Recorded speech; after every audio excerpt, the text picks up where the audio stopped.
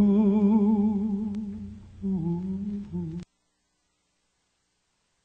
or addition? Are there any addition? Oh, sorry about that. I guess I have to start over again.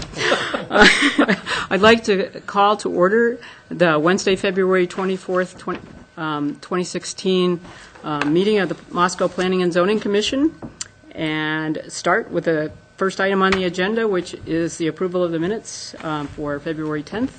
Are there any additions, corrections, deletions, suggestions? I move to approve. I'll second. All in favor? Aye. Aye. Opposed? Oh, no, Abstain? I have to abstain. Okay. All right. Correspondence. Are there any items of correspondence from staff? Nothing from staff this evening. Moving along to item 4, the Transportation Commission meeting report, and that's normally given by Joel Hamilton, who is not here. So does anybody have Mike, do you have any information about that at all? I believe it was had to do with a reclassification of Lanny Lane was on the agenda, and so they had discussed that. Okay. So we'll look forward to Joel's report next time, I guess. Okay, then the next item on the agenda is called the open microphone, and this is a 15-minute time period during our meetings that we do regularly, and this is an opportunity for members of the public to speak to the Commission regarding matters that are not on our agenda tonight or not currently pending before Planning and Zoning. And if anyone would like to come to the open mic and speak on items that are not on the agenda, please state your name and address for the record and limit your remarks to 3 minutes. Is there anyone who would like to speak? Okay, well, hearing none, I guess we'll move on to item 6, which is a public hearing for the preliminary subdivision plat for the property generally located directly east of Orchard Avenue and north of Tamarack Drive and west of Laney Lane, the Peekaboo Estates Edition.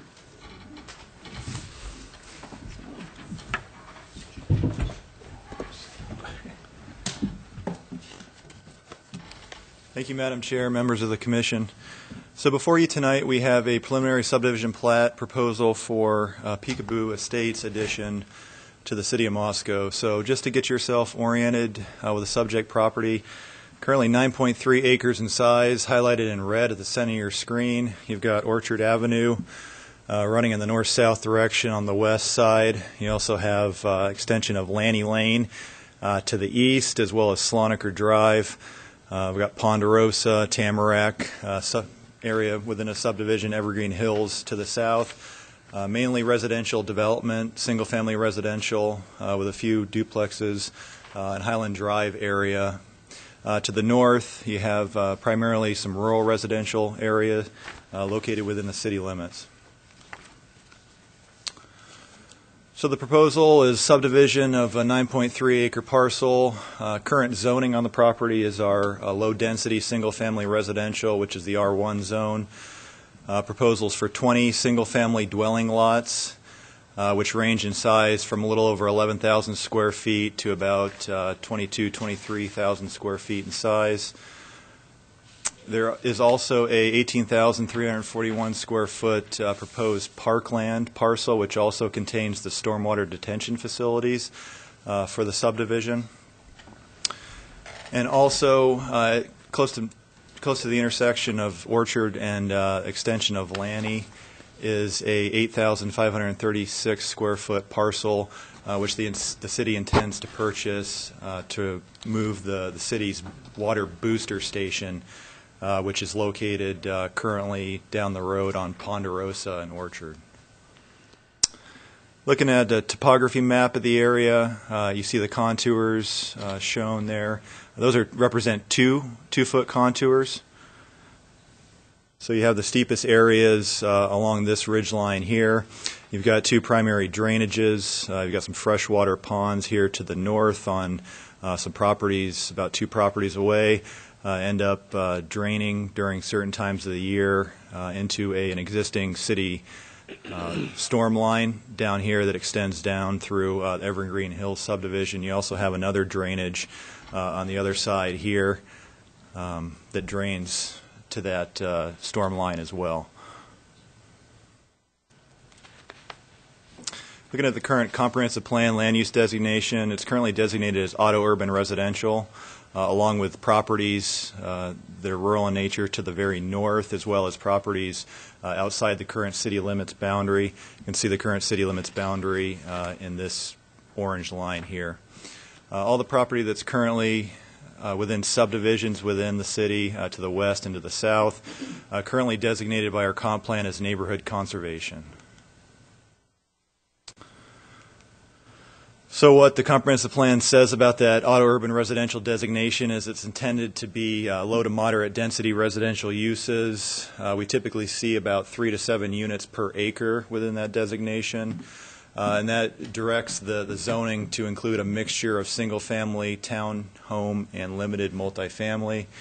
It points to the appropriate zoning districts, which would be R1, R2, R3.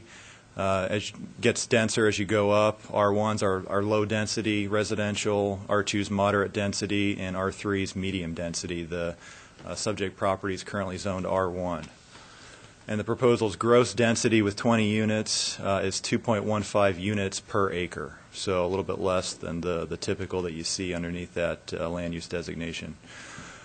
Orchard Avenue and Lanny Lane, currently designated as collector streets within the comprehensive plan's thoroughfare plan. Looking at the zoning of the area, like I mentioned, it's R1 zone. Across Orchard to the west, you've got an R2 zone. To the north, the larger properties are currently zoned Farm Ranch. And then the Blackwood subdivision to the east, Sloniker and Lanny Lane, currently within the R1 designation as well.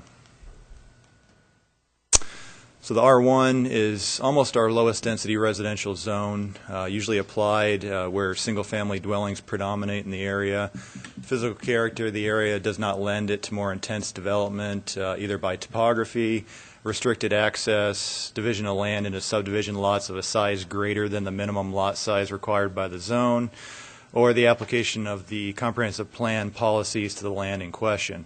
Minimum lot size for the R1 zone is going to be 9,600 square feet, and the proposed lots range a little bit, a couple thousand over that, 11,240 to 22,754 square feet in size. The minimum lot width for lots within the R1 is going to be 80 feet. Typical lots within Peekaboo Estates, I think the minimum is about 82 feet in width, and they range up in the 90s. Brings us to the preliminary subdivision plat. You can see Orchard to the west, Orchard Avenue to the west here. This would be the extension of Lanny Lane. It ends up going and connecting to Lanny Lane within the Blackwood subdivision. We also have a Peekaboo Street, which is a local neighborhood street extension. Our subdivision code requires that blocks be split up every 660 feet. It's the maximum block length. So that's why we have a street connecting to the north, as well as provisions of connecting to streets and services to adjacent undeveloped land. And so about 600 feet would be the block length here, another 600 feet to the eastern boundary. So I'd like to point out this would be the booster station parcel the city intends to purchase. These are all single-family residential lots, and then you have the park parcel, proposed parkland parcel, and this square would represent or rectangle would represent the stormwater detention pond on the eastern portion of the park parcel. This is just overlaid, the proposed plat overlaid on an aerial, just showing the street connectivity. Looking at our thoroughfare plan within the comprehensive plan, this is for future roadway alignments. So we currently show an alignment of Lanny Lane, and the yellow line represent collector status. So solid represents streets that are already built, so Orchard is a collector. We have the dash line, which represents a future collector, in this case Lanny Lane, which extends through the Peekaboo Estates proposed subdivision. goes through Lanny Lane with Blackwood Estates, and then would eventually continue further to the east and tie in with Mountain View Road as soon as the properties to the east are subdivided and developed and annexed within the city. This is just a broader view of the thoroughfare plan, so you can see how the road network fits in. This would be the extension of Lanny Lane connecting to Mountain View. You've got Trail Road further up, which is proposed to be an arterial at a future date. And you also have Orchard, which connects to that. So Orchard Avenue, like I mentioned, collector. As part of the proposal, the street will need to be widened directly adjacent to the plat property, about 5 to 7 feet, with curb, tree lawn, sidewalk on the east side of the street, and this is to meet that collector standard. It really needs to match the right-of-way dedication. If you look further on below the Anderson property, the Evergreen Hills addition, you see the roadways widened by about 5 to 7 feet. There's actually sidewalk right up against the curb in the street. In this case, it's likely that the city will participate in the extension from Evergreen Hills addition to this property. It's likely we would participate with the cost of extending, widening the roadway and extending the sidewalk up to this property. So we'd have sidewalk and curbing and widened roadway along the Anderson property, as well as the Peekaboo Estates proposed subdivision. So it would match that width. Looking at Lanny Lane, it's a collector. So what collectors mean in our street standards is that it requires 70 feet of right-of-way. That equates to about a 34-foot street section with 5-foot bike lanes on both sides of the street. You also have curbing, tree lawns, and sidewalks on both sides. Collectors have no on-street parking unless the right-of-way is widened by the developer to 80 feet and parallel parking is included on one side of the street. So the reason we have Lanny Lane connecting to the adjacent subdivisions is our subdivision code requires that the arrangement of streets in new subdivisions shall meet reasonable provision for the continuation of the principal existing streets in adjoining subdivisions. That's straight out of the subdivision code. Peekaboo Street to the north is going to be designated as a local neighborhood street, and so that's going to equate to a 60-foot right-of-way, a 36-foot wide street section with parking on both sides. And then same sentence I had just quoted from the subdivision code, only or their proper projections when adjoining property is not subdivided. Block length shall be no greater than 660 feet between intersections. And at the intersection of Highland Drive, Lanny Lane, Orchard Avenue, Public Works Department has analyzed the site distance of that intersection and determined that it's adequate for the current 30-mile-an-hour design speed on Orchard Avenue. That's with the stop control that will be present on Lanny Lane as you approach that intersection. Looking at utilities, within the proposed subdivision, we've got the water system with existing mains on Orchard Avenue. Our 2012 Comprehensive Water System Plan states that the subject property is developable and the existing system has adequate potable and fire flows to serve the proposed development.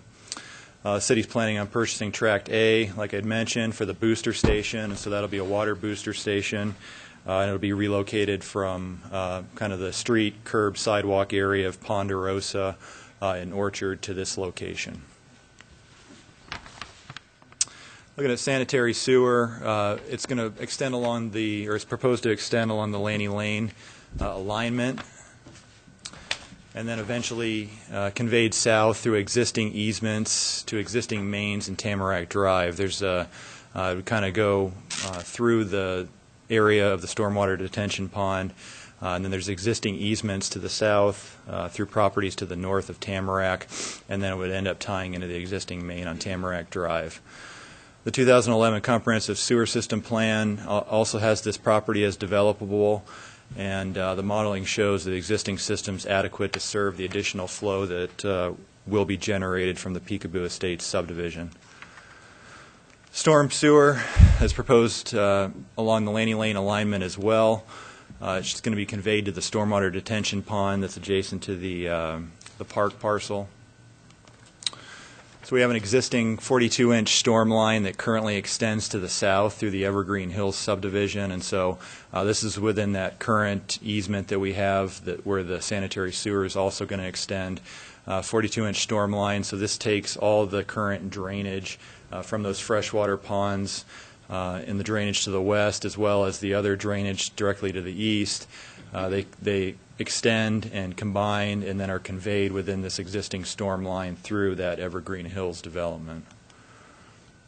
So any stormwater within the subdivision needs to meet our stormwater runoff control standards, and so what that really means is that they can't exceed the pre-development rate, and that's why you have stormwater detention ponds where it detains the stormwater and then slowly conveys that out into the system, and so you have no increase in runoff from all the impervious surface that's generated for subdivision development.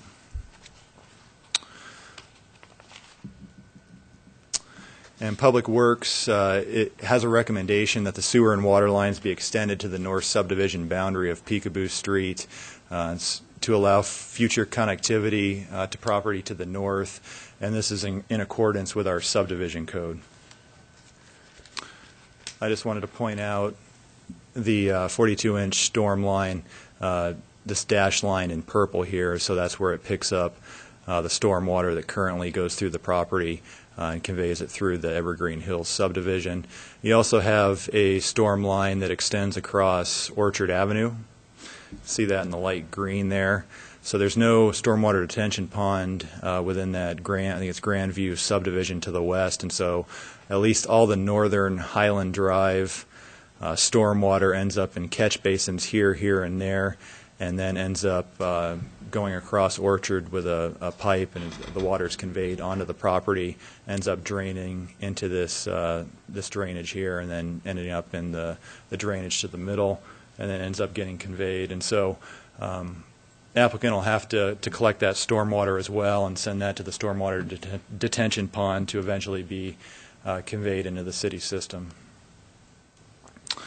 The parkland proposal, what's required for the R1 zone is 5% of the net developable area, and what that equates to is 13,498 square feet of parkland within the subdivision. So the applicant's proposing Track B for the parkland, which is currently 11,782 square feet, and that's excluding the stormwater detention pond. So they would be 16 square feet short of the requirement. Typically we have a fee in lieu of option that the council can choose to use. The fee in lieu of would be $540, and the applicants agreed to grade and seed the property at an estimated cost of about $2,000. So the Parks and Rec director is in support of that proposal to make up for the shortcoming in the square footage of the parkland. It did go to the Parks and Rec Commission on January 28th, and they recommended approval of that parkland proposal. Looking at the pathways through the subdivision, currently within our city pathways plan, within the comprehensive plan, and then Parks and Rec has a pathways master plan. It shows a separated path being extended through the property in an east-west direction, as well as north from the property, kind of along the Peekaboo Street alignment.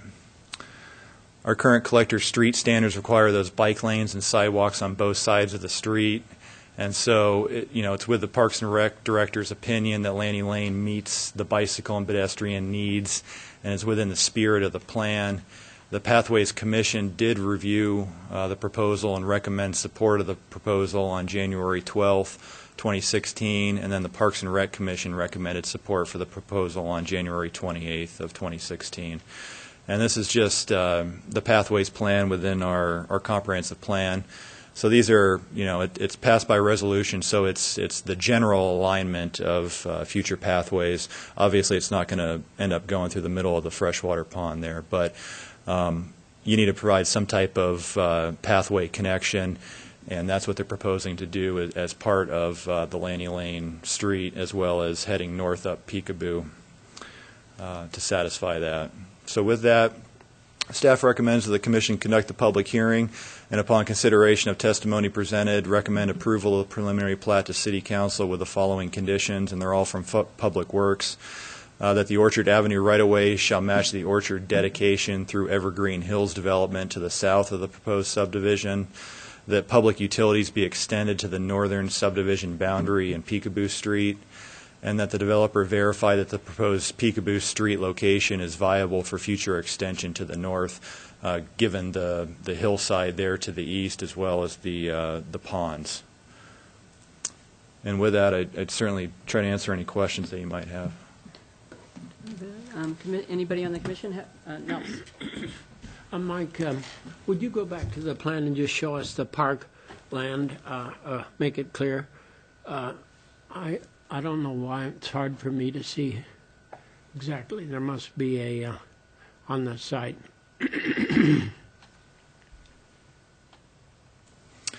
It's this parcel right here. So it's labeled as Track B.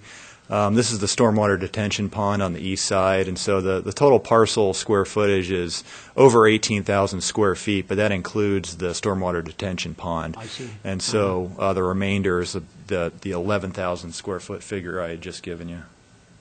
And was there a section through the street just showing the median, and I didn't see a section drawn. You think, I've got one did here. I? Yeah, I didn't show it, but it? I've got I think it was on one of the other sheets.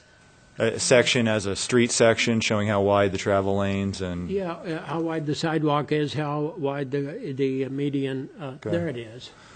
So that would be the collector detail. So right now it's 70 feet in width. We've got a 34-foot wide street section that includes 5-foot bike lanes on either side, 2 12-foot travel aisles. Usually the tree lawn varies, but then you almost always have 5-foot sidewalks at a minimum. So. Good, thanks.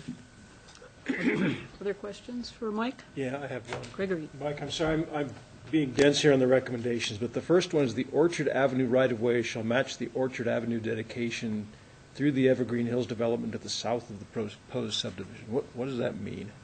Well, as I was describing before about how the roadway needs to be widened by about 5 to 7 feet, and then curb, sidewalk need to be installed. And so that's what's been done in the Evergreen Hills development to the south. And so that's going to meet our collector standard for roadway width and then the curbing and sidewalk. We have tree lawns, like I had just shown you, in the collector standard. So you're constrained with the property that's directly to the south between Evergreen Hills and this property, the Anderson property.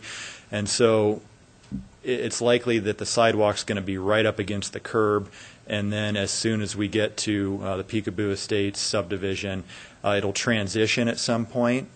You have a little bit of topography here as it slopes down, and so it'll transition into a tree lawn, most likely. But they just need to dedicate the right-of-way because currently the Pika's own property out into Orchard Avenue right-of-way, so that would just be that dedication. Okay. As you can see here, yeah, it would just, so right now this is the right-of-way line along Orchard. As you can see, it jets out here into the middle and then comes back. So it would just be dedicating this right-of-way to the city for the road, is what that means. Thank you. That helps. Other questions from the commissioners? Okay. Hearing none, we're going to move on to the public hearing itself, where members of the public are invited or allowed the opportunity to provide 3 minutes of testimony in support, opposition, or general testimony or on a specific item.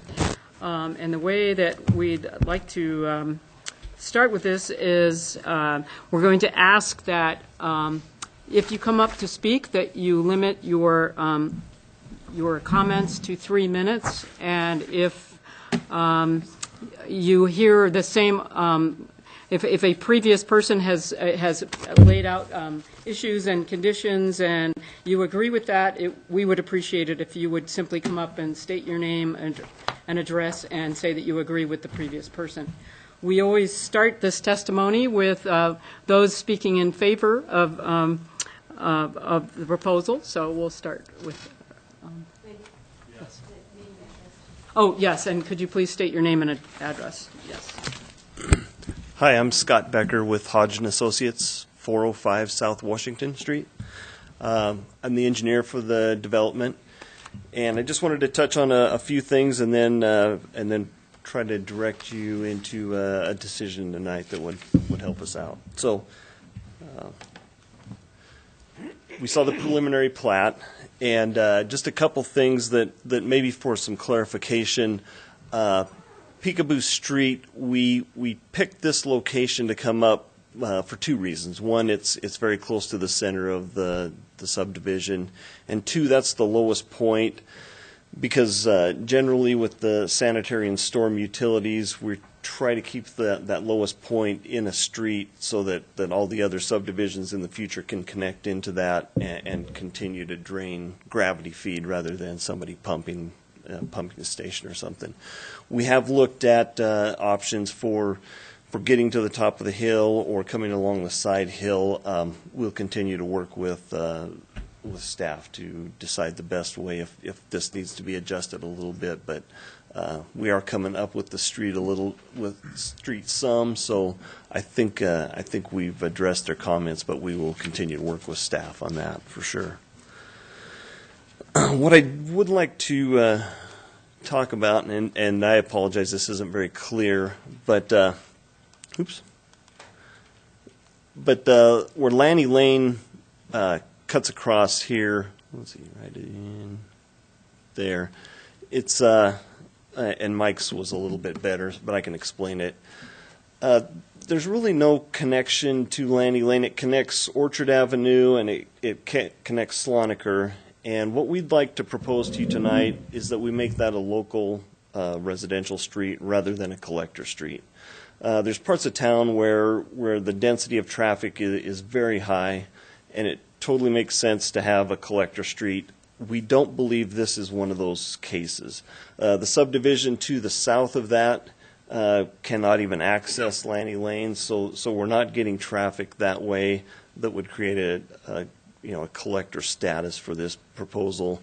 To the north, obviously it could someday develop, but likely removing ponds after they've been established will only become more difficult. So connection that way, those are probably going to be parkland areas and not necessarily a high density area that would need to be a collector. So if we go back and look at the collector streets, we have, look at the hang of this. We do have the bike lanes, a 5-foot strip there for the bike lanes on each side. But part of that 5-foot strip also includes the curb and gutter. So really you have a bike lane that is 3.5 feet wide that you would ride on. So even though it is a collector street and we've allowed for bike lanes, it kind of creates an area that is maybe not as good for bikes as we feel that the local street would be. Here's some examples of collectors that we have in town. We have D Street and Orchard that we'll be connecting into. Our subdivision is just past that pole up there, so that street will extend on and we'll make that connection. And then, of course, Joseph Street. But if we look at the residential street standard, the residential street standard offers, it offers us, it's a great compromise, and I think it offers the city and particularly the neighborhood something better than a collector street does. This gives us parking on both sides without making some funky concessions that widen it out and put in notches and bulb outs that get expensive. This gives you parking on both sides, and generally with the traffic that we anticipate, bicycle traffic will not have any issues on this street anyway. The sidewalks are 5 feet wide, so the kids riding their big wheels are not going to be out in the street anyway. They're going to be on the sidewalks, and there's plenty of room to accommodate that. We still have the tree lawns, and we just feel that this makes more of a neighborhood feel. If we go into here's some examples of some local streets that I just took pictures of. This is midday. These have parking on both sides. So generally a nice neighborhood, you're going to have a little bit bigger garages or more garages. You're going to have a place to park off the street. But you also have the opportunity to have friends over and not have them park, way off in the distance or try to create an area for parking. It just adds value to the lots. It adds value to the city, and it increases tax revenue by doing so. It adds value to the neighborhood. So we feel that this is the best compromise, the best option for Lanny Lane is to actually make it a local street rather than a collector street. And so, that's before you tonight. That's one recommendation we would seek from you guys to present to council that you agree with us that. So how is it drawn? This is drawn as with a collector right-of-way in there. Is there any examples snapshots, if you have an example of what you're proposing exactly? Like sidewalks? These three, these are exactly what it would be. Well, no, I take that back. I apologize. Ours will have tree lawns and both sidewalks. All three of these only have sidewalks on one side, and that's what I'm saying. Have you got any pictures of that? And the reason I don't have any is because the comp plan was passed back in 2009 that showed that collector street. And at that time, the local street was a 28-foot wide street standard. That was our standard local street.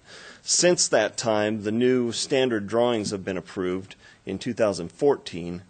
And with that, the new standard is for a local street is 36 feet wide with 2 sidewalks. And so there hasn't been as many of those constructed at this time. So you don't have a cross-section of what you're proposing? Or maybe you did, but... Yeah, right there. Oh, okay, I'm sorry. Yeah. So you're still... How shows- wide is the... I can't see the dimensions. It's 36 feet wide to the right-of-way is 60 feet wide, but the street is 36 foot wide, and a collector street is 34 feet wide. And how wide are the tree lawns? Those are 8 Approximately? feet. 8 feet, thank you.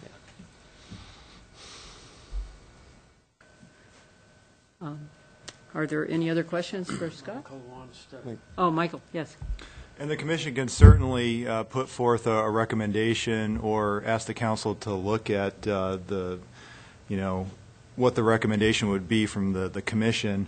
But street classifications are really under the purview of the Transportation Commission and City Council. So the applicant submitted a request to the Public Works Department to change that classification from a collector, and that was what I had referred to at the Transportation Commission meeting at the last one, to reclassify it from a collector to a local neighborhood street, like Mr. Becker had just mentioned. And so it went to the Transportation Commission. Transportation Commission had recommended denial of that request, and so that'll go on to City Council at the same time the preliminary plat goes on to the council as well. And so they do have So we can comment, but we're advisory in terms of our comments. Correct. Right, in our, okay. Correct. Yeah. Yep. And like Mr. Becker had pointed out, there is a 70-foot right-of-way, and so proposed in the preliminary plat. And so, either way, if it gets reclassified, they'd still be able to make that work. If it doesn't, then they could still have a collector street.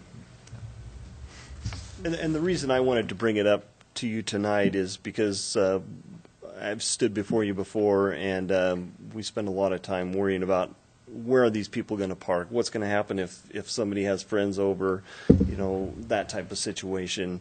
And I think now is a great time to be proactive to alleviate that issue on this development. So just say one more time, the collector street is how many feet wide? 34 feet wide. 34, and the street that you're proposing is how wide? 36 feet 36. wide. 2 more feet wider. 2 more feet wider. Which gives, you think, park. Which gives us parking on both sides and ample room for travel ways. And the right-of-way difference, again, is, what is the, what are the Is less for the, is a 60-foot right-of-way as opposed to 70? as opposed to Okay. 70. So you're just losing the bike path? Is that what we're Yes, that's essentially correct. losing? That's correct. And gaining on-street parking on both sides. Yeah. And that would have to be all the way from, like even where it extends to, right? From It not actually, just this. I don't believe it would. Mike can correct me, but I don't believe it would have to go all the way through. It could just go through this subdivision, and then as more feeders feed that street, it could turn into a collector at that point. Because right now it can only go to the east. It can't to the west. Is already, there's no way to go all the way to Highway 95. It's blocked off there. It's blocked off to the south. Development will be difficult to the north. So we're really kind of just talking, at least at this time, about this section of roadway. Nelson? I just have one. I wish it was clear. Lanny Lane is going where? Where do you think Lanny Lane is connecting to? Darby Road would be the ultimate connection. Just. And how far away is that? And Mike's that's was east better, of but- Mountain View? Or Yeah, no? it's just Okay. you just Intersection of Mountain View, makes Darby. that turn at Mountain View Park. It's the next road up from there. I can go back. It's Deb? This leaves us with our typical start of sidewalk, end of sidewalk, start side. There's no continuous sidewalk along here at this stage, right? So they'd be putting in their sidewalk on the east side of the street, and then we're left with no sidewalk coming to the south because there isn't any there right now, right? There is an Evergreen Hills addition. So the only pocket right now is the property, Anderson property, and the city has expressed interest in participating with the cost of extending the sidewalk and curbing and street widening up in that location. So there'd be continuous sidewalk all the length of Orchard, right? Correct. Correct. Because I'm just thinking about, a lot of kids live out there, and if there's no bike lane, then Correct. Yeah, and Orchard is a collector, and so Public Works Department is planning on putting bike lanes on both sides of the street and stripping parking at some point to the south on Orchard. Not as far north as this, but as you get down close to the F Street intersection. I have a question. Mike, do you know why the Transportation Commission rejected the change from a collector street to a? I wasn't at the meeting, but they recently adopted the multimodal transportation plan, and that was a year or two ago, and that designates Lanny Lane as a collector street, and they just worked on all the, revising all the street standards in 2014, and so they had just worked on that plan, and that's really the reason why. And you don't think that they've made any statement, they didn't write any little thing down for us so we could be advised? No, because it really the process for the reclassification really goes from Transportation Commission on their recommendation to City Council. Okay. So it's not intended to go through Planning and Zoning Commission. It just so happens that we have a They plat. think they're bypassing us anyway. Okay. I just had one other question, Scott. From that low point that Peekaboo Street would be, how high, what's the rise to the back of the property? How? to the back of the Pika's property. Yeah, and then if you go clear to the furthest lot, how high, what's the rise there? I was just trying to get an idea of the slope We're going of to the raise road. we're going to raise that intersection about 5 feet above the existing ground right now, See. and that gives us enough room to get that 42-inch pipe in there and still have plenty of cover. And then, it isn't very, how do you describe it in terms of uphill as it heads east? But as it heads east, the hill is a little steeper, but this one would most likely go a little bit north or northeast, and there's there's a lot of room there to get that rise up in that area. So Nothing like the steepness of Third Street. no, nothing like that. It actually would be much better than that. Thank you. Yep. Okay. Other questions from commissioners? Okay. Any other comments? Just one more comment or a couple more comments. I was at the Transportation Commission meeting, and we started the night out with, I believe, 6 commission members. And when it came down to the vote for this street, we had 2 in favor of keeping it a collector and 1 abstain.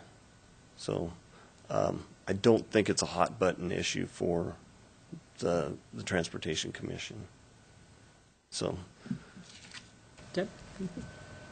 But it would basically, when all is said and done and it's completely built out, it would run from Mountain View to Orchard, and that's the extent of how, the distance that Lanny Lane can cover in the long run, correct? Correct.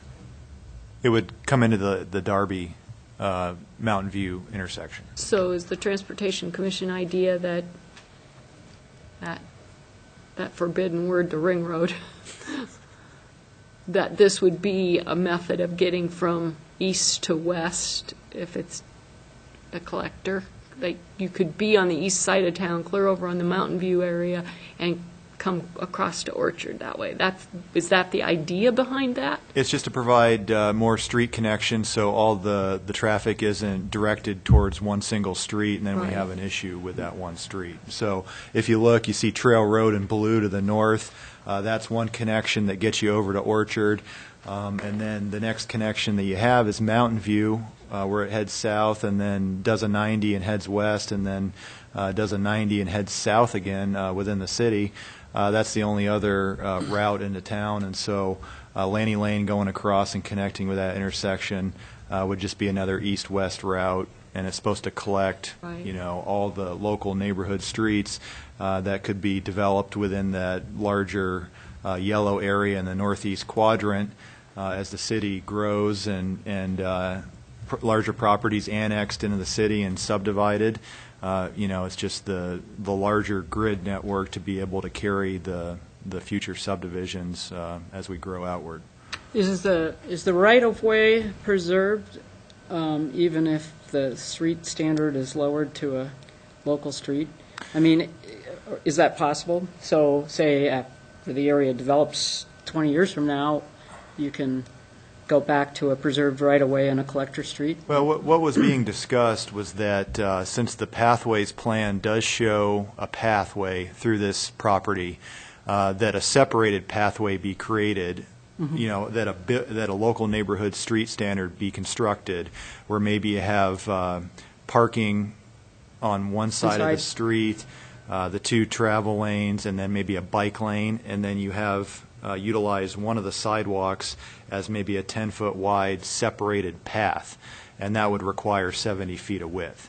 And so that, ultimately, that's what will end up being decided during the reclassification of the street and then the subdivision plat when it gets to City Council.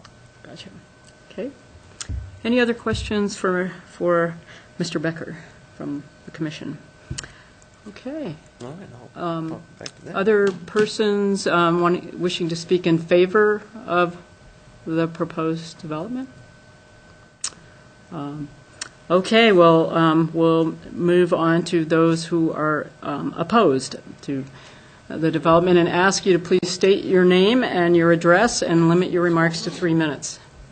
My name is Joanne Reese, and I reside at 1400 Orchard Avenue with my husband, Bill Voxman, who's also in the audience. When we learned about the proposal and the excavation of massive amounts of dirt, we are trying to represent those of us who live north of this proposed plat in what we believe to be some of the most bucolic and beautiful area of the Palouse Prairie as it extends up northward. So what I'd like to do is, I wrote a letter to Scott in early September, and I'd like to read from that, and I'll try to be brief and just highlight the major points. Clearly, our major concerns. Excuse me for just 1 second. It was included in our packet. It was. So everybody Okay. has Okay, read well, it. then So if I'll you want to just just hit highlight the high points, Great, that would be okay. appreciated. Yeah. Is the notion of incompatibility of land uses, as you noted in some of your remarks, Mike, the opportunity to completely convert the wetland region that has been developed north of the property is of major concern to us, because it really does consist of a mini arboretum in many, many regards, and is the home to not only the 2/3 acre pond on our property, but 2 adjacent ponds to the north of our land.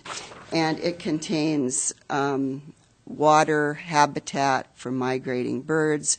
We listened to a cacophony of nesting geese who are fighting for the turf rights along the entire drainage to the north. And the seasonal flows are substantial as they come down from several hundred acres to the north of us.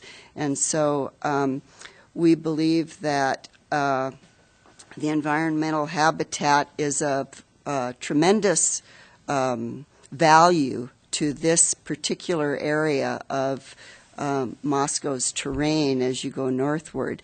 And the density of this proposed plat seems quite incompatibility with the adjacent properties and the traditional heritage lands, the farming activity, the wildlife habitat, and the large space for garden. And to have such small lots and the density as high as it is seems to us wildly out of context with what has persisted north of there for decades. Our property, for instance, was part of a homestead plat. We have a over 100-year-old barn on the property, which we restored to be studio space. And it is officially noted on wetland areas, and I think it would be highly improbable that that wetland would be converted to an eventual stub out of Peekaboo Street.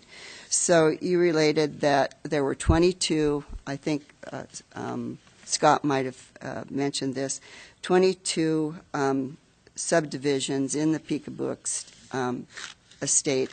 And the stub out is probably as much of a provocation for those of us northward as it is the subdivision itself. But we believe the density is not in keeping with the adjacent land uses, and it's highly offensive to us to think that the Orchard Avenue improvements with sidewalks and curbs and the amenities that go along with that would just cease and desist at the edge of the property, where this is a very, very popular walking route for multiple individuals.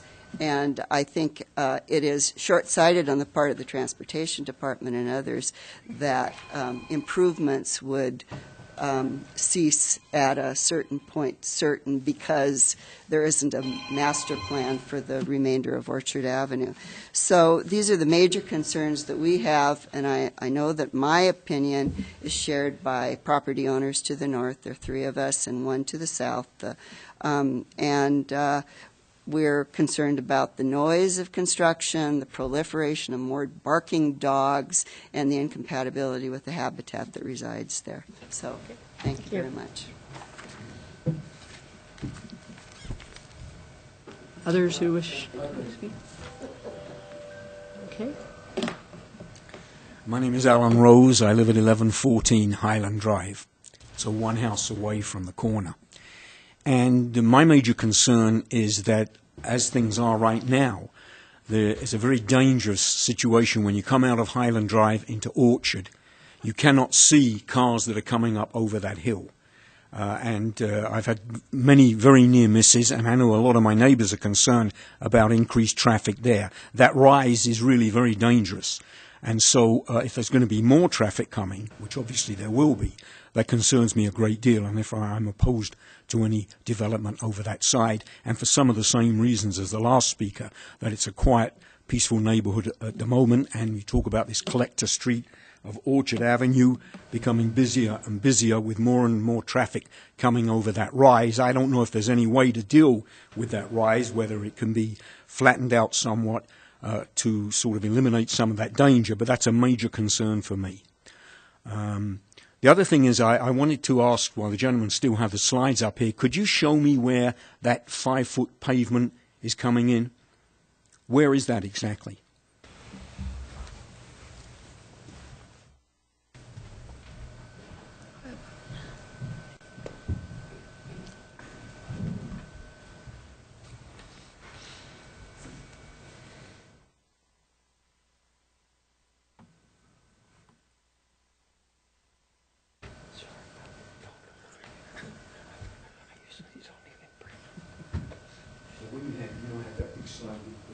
And then the new development, that was a very clear slide. An earlier aerial? Yeah, I think it was an earlier area, maybe the first one. Okay, right there. Maybe Yeah, that one? yeah, that would be. So where is that 5-foot pavement? The 5-foot pavement would be, so the Evergreen Hills addition is this area here. Right. And so if you look on Orchard, you'll notice that you have about 5 to 7 feet of pavement. It's 5 to 7 feet wider, and then you have curbing and sidewalk. So as soon as it hits this point here, you see that this is really the property. But What is that little red square? The little red square is actually the. Who's that? Right. Okay. And that's Yeah, what? That's but not in the development? When they surveyed the property, the Picas the Picas own this little sliver out in here, and so this is typical of county development, and so we make the developer dedicate right away within the county. The property owners own to the center of the street, so you can see that here, and then they have a roadway easement across the road. Okay, so that and 5 so foot that you were talking about is where you have the green dot now? yeah, as it currently exists right now, there's 5 feet additional pavement to the east, and then you have the curbing and the sidewalk. Well, that will continue up in front of this property here in the square, and then it will also be in front of the Peekaboo Estates property to that northern boundary. Okay, thank you. Is where that would be.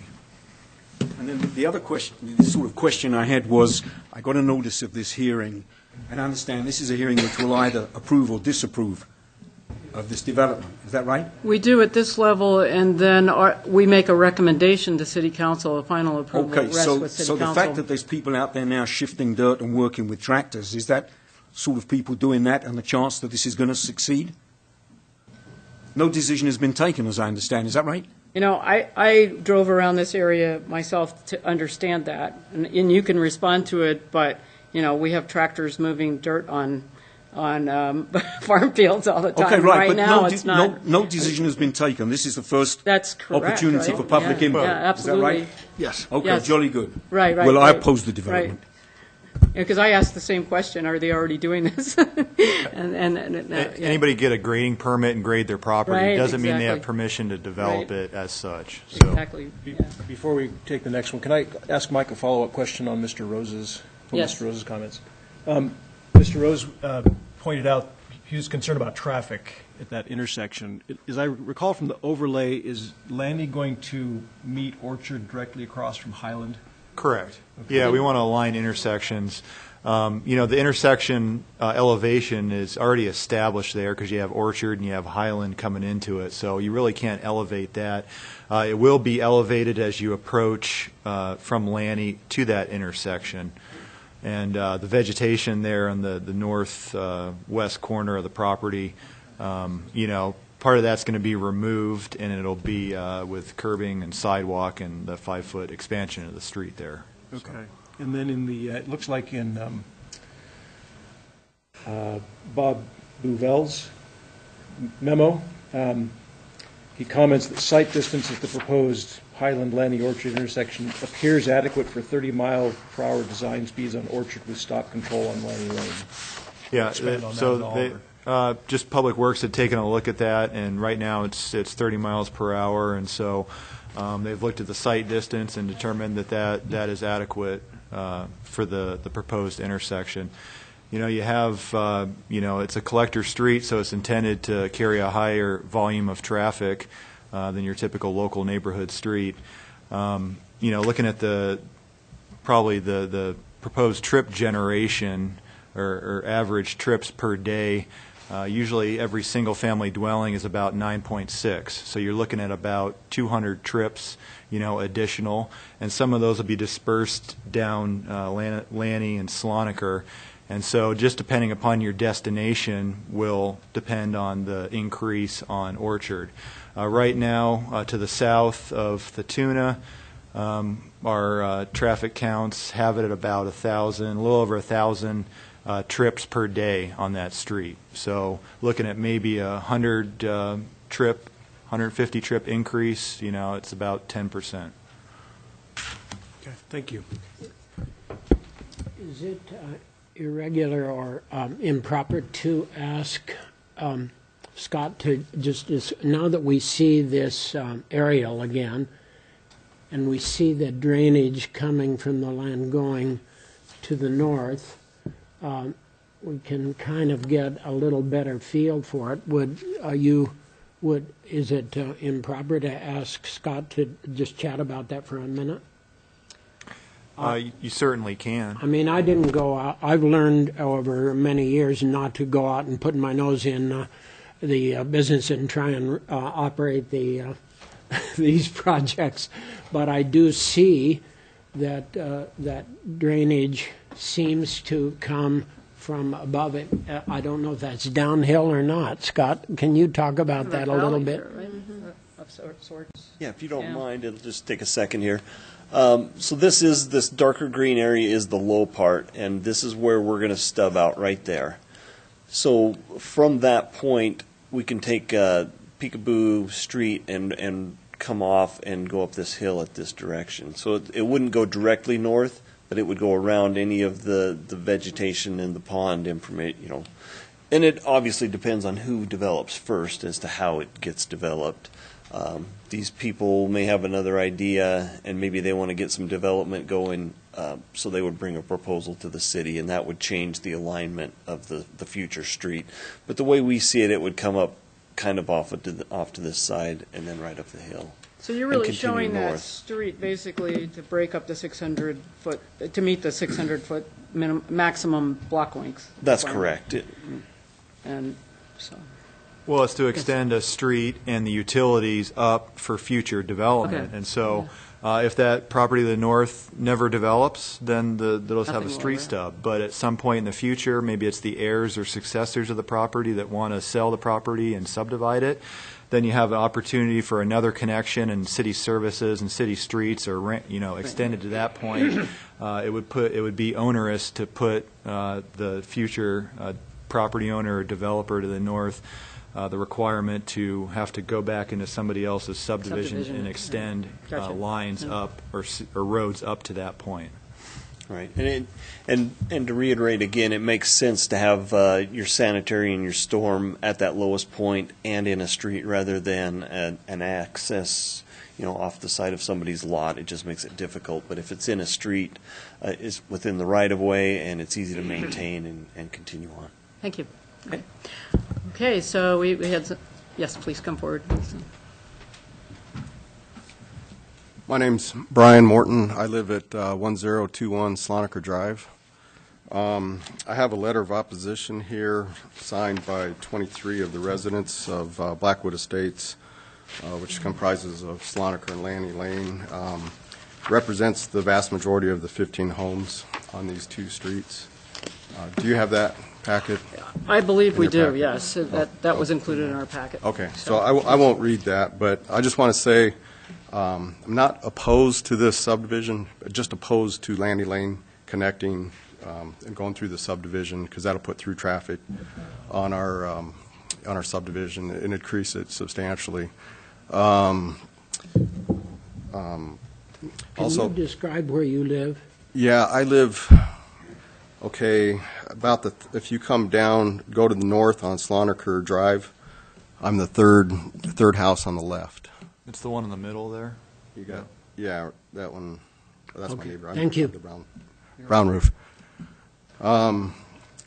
the neighbors in our neighborhood would like to see Lanny Lane in the proposed subdivision connected to Orchard Avenue as soon as possible, and use that as the primary access road for construction traffic and then future traffic.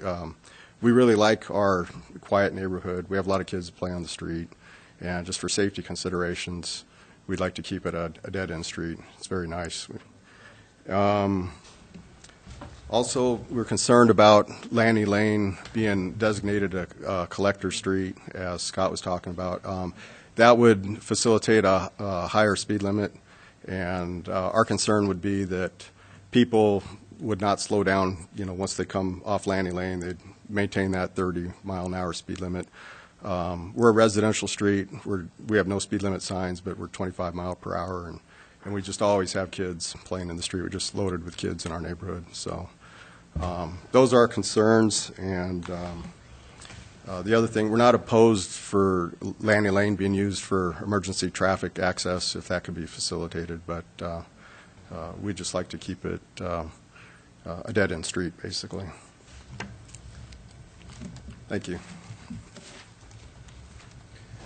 Can I ask Mike another Yes. question? I like to, I lose my train of thought Right, if I we move on understand. too much. Yeah.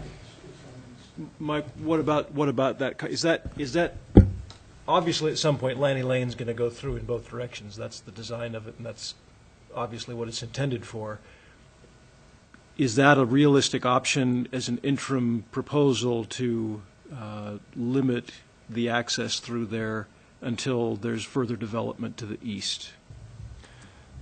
I really don't see any compelling reason why you would do that. You end up doubling potentially doubling the amount of traffic on Orchard through that. Becomes problematic for emergency services, and increases the response time when you only have one point of access to any particular area, and then increases the vehicle trips for that whole area. If they're going to say down Mountain View to Hamilton Low, you'd have to go all the way out to Orchard, all the way down through F. You end up increasing vehicle miles traveled for that whole area. And so it'd be my recommendation against blocking that off. There was something similar that occurred in Indian Hills 6, where they had some barricades, and it was written into the development agreement that they were removed after a second phase, and there was quite a few problems with putting barricades there. So it would not be my recommendation to do that. I have a question in terms of how Lanny Lane is designed in terms of it curves through the proposed development. So what speed does that support, and what is the intended speed of travel that would support? Well, a collector is 30 miles an hour. So if it were a neighborhood street, 25? 25, yep. Okay. Yeah. Okay, thank you. And then to follow up on that question, what does the fact that you have a significant curve right before it joins the existing Lanny Lane, is there any data on what that would do to a speed, even if the speed limit was 30 miles an hour? Engineering department usually looks at those circumstances, and so they'll post it as a lower speed. If there's a corner like on Tamarack, when you have almost a 90-degree corner there, they'll look at that, and they usually have I think it's AASHTO standards, traffic safety engineer standards, that they look at the angle of the street, and then they would assign it as such. So engineering would review that. But looking at the current angle, you're looking at like 1,200 feet from Orchard to Lanny Lane, and it may look abrupt on the image, but it's pretty gradual for the curve of the street. Okay. Thanks. Yes. My name is Stephen Kablik. My wife and I reside at 1109 Sloniker Lane, or Sloniker Drive, excuse me. So first of all, as a comment to direct the commission, and especially Mr. Reese, towards the map. So the drop from Lanny Lane due west is quite steep. So you saw Lanny Lane curve, and so what they're going to do is traverse down Contours. that hillside. So as has been pointed out, and I like to agree with Mr. Becker's recommendation to declassify it as a collector. We are enjoying a 25-mile-an-hour speed limit in these 15 homes. Knowing that there's a proposed high school and play fields going to come up to be on the east side of Mountain View, next to Mountain View Park, that will increase the traffic down Sloniker in that direction. And currently there are no sidewalks along Mountain View Drive. Just bringing that up. But as that proposal pushes forward for the Logos School and the playfields, then that will pull traffic more and more through Sloniker Drive. We also have a concern about the amount of construction traffic that will be using Sloniker rather than coming in off of Orchard. It's for the mud and dirt, the gravel, the speed of the trucks that are coming through, because we do have a lot of families on that block, that if they could use the Orchard access, it would suit us all better. And yes, we have, for the 10 years, had a very nice lifestyle with a long cul-de-sac. And we'd like to keep it as peaceful as we can. Okay.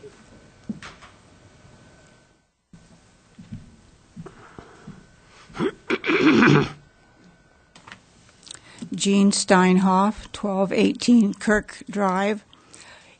If you're not familiar with Highland Drive, it comes off Orchard, goes up and makes a long loop and comes back down. And the proposed intersection on Highland and Orchard is very, very dangerous because it cannot be seen either coming in from the north or the south until you are within probably a short block of it, or half a block, something like that. It's a safety issue. So my first thing is clarification. When do you plan to widen Orchard and finish the sidewalks? That would be a requirement before any building permits are allowed to be pulled within the development. So all the infrastructure needs to go in at the beginning, and then once all the infrastructure is completed, then we would allow construction of homes within the subdivision. So that all needs to be completed before that happens. Well, basically you stopped widening Orchard at Ponderosa. So you've got some that's in Grandview that does not have sidewalk on it, and you also have someone on the Evergreen side that doesn't have sidewalk.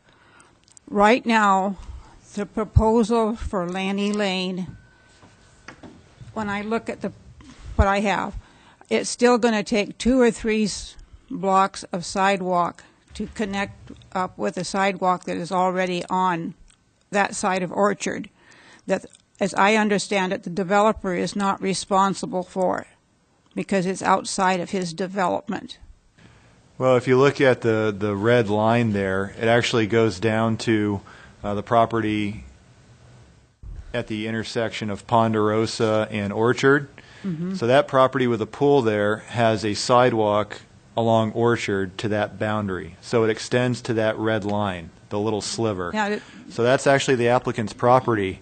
And so since that's the property of the applicant, technically they'd be responsible for improvements to that area. Now the city has said, the Public Works Department said that they're willing to either install those or contribute to the cost of extending the sidewalk and widening and the curbing, because it's so important to have that connection to this subdivision. And so that would create a complete sidewalk connection all along Orchard on the east side of the street. On the east side, what about the Grandview or the west side? Because there's sort of a block in there. That would be off-site improvements. So typically, the way our subdivision code's written, it has to be at least to the center of the street, adjacent to that property. And so, we can't require the developer to go across and then improve other subdivisions. That would be an exaction. But if illegal. you widen that street, will the city pay for it? City has to prioritize things in their capital improvement plan, and I don't think this is at the top of the list. Because from Ponderosa and the first leg of Highland to the second leg of Highland has private property on both sides of it that are not going to be in this development. Correct. So there's no But sidewalk or curbing being so installed. this is where I'm saying, at least on the east side, the city needs to come up with, I'm saying, roughly 2 to 3 blocks of sidewalk to connect from the development to the sidewalk by Ponderosa, because of the visibility of getting on from Lanny Lane onto Orchard and the traffic that's coming through there. And it is particularly bad in the morning and when the school bus is there, because the school bus stops up just a little bit above the first leg of Highland. And I'm saying this is not a safe chunk of road for children to be walking. Well, this will be done as part of this development. So a sidewalk, curbing, and the widening on the east side will be connected It will connect to the sidewalk? Correct. Okay. So the full extent of red that you see there on the east boundary of the property will be That's all sidewalk. So that's Yeah. basically stopping at Ponderosa then? It's, yes, it connects, I believe, with the, Well, there's currently sidewalk Sidewalk at on Red Ponderosa. mark, it will be all sidewalk. The red right there on Orchard, that's all sidewalk, or will be. So it's going to be connected up to the current sidewalk that stops, because it just stops at one Yep. house after the Ponderosa. Yep. It'll be connected. And that will be done this summer?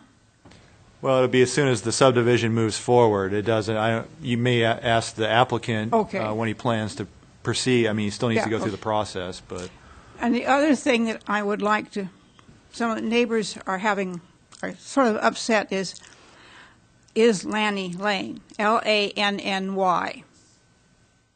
That is one block on Highland Drive on the second leg of Highland, from Landy, Lande Lane. And it's confusion. right, that was brought up in the correspondence that we received from several Okay, people in our but packets, so.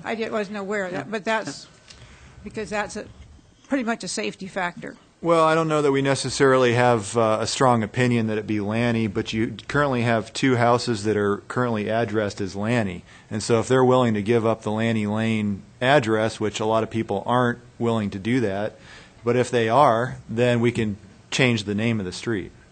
Well, Landy Lane was named after the Landy family, who was a contractor in the area for many years. So it does have some, quote, Moscow history. Gene, just remind me, which Highland Street is the most dangerous?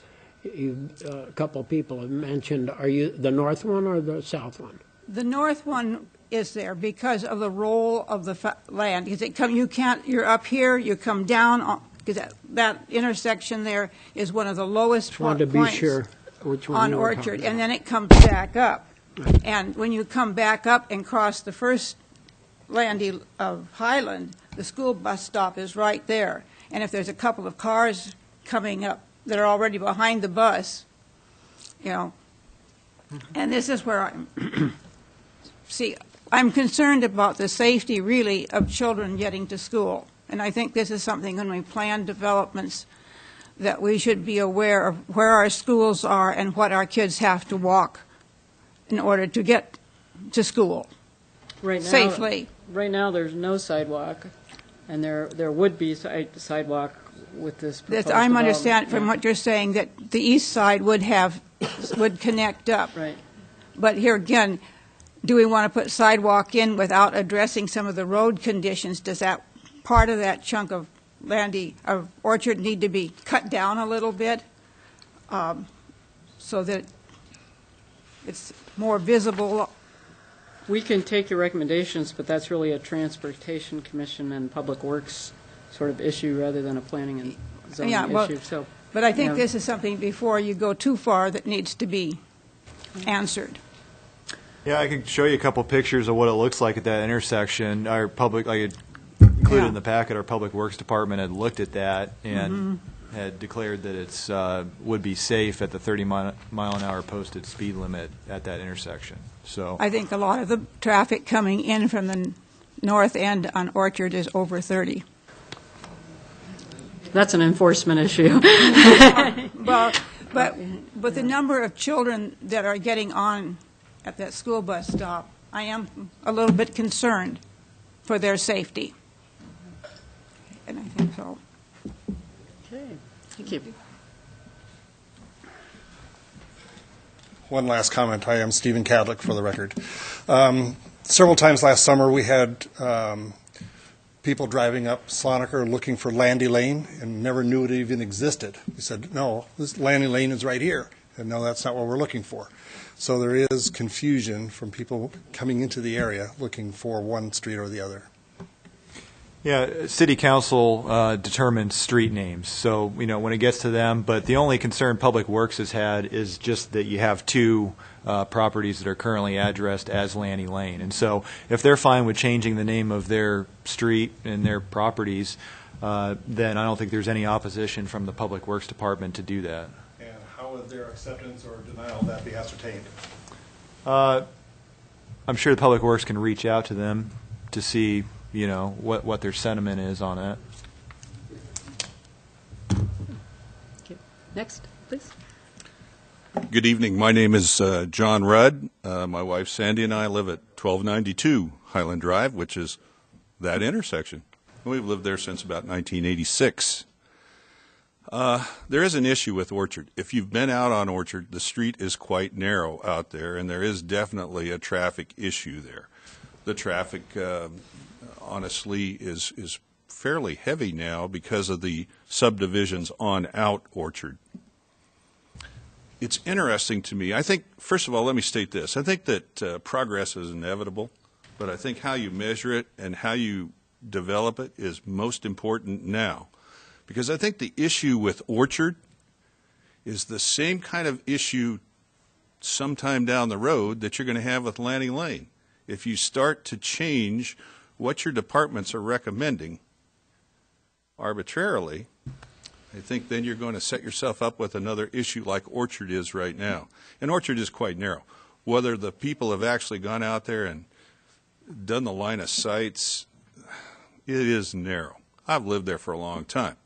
Now, one other thing, and then I'll be brief and be done. On the website, I printed off something off the city website, something called the 2008 Urban D traffic volumes. And I think, Mr. Ray, you said that you thought traffic on Orchard was about 1,000 units a day.